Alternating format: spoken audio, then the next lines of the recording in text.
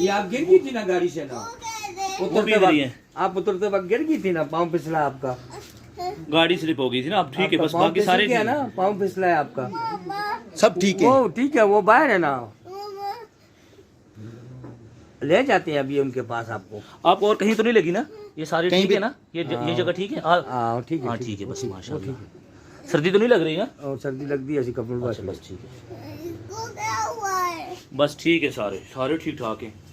आपके मामा बाबा भी ठीक है, अब्दुल्ला भी ठीक है, बिल्कुल ठीक ठाक है। हम अस्पताल में, ये हॉस्पिटल है। देखिए ये डॉक्टर ने एक्सरे लिखा हुआ है, मैं अभी आप एक्सरे करवाते हैं। हाँ आपका थोड़ा सा एक्सरे कर तो करवाते हैं ना, ये बाजू का करवाते हैं, ठीक है।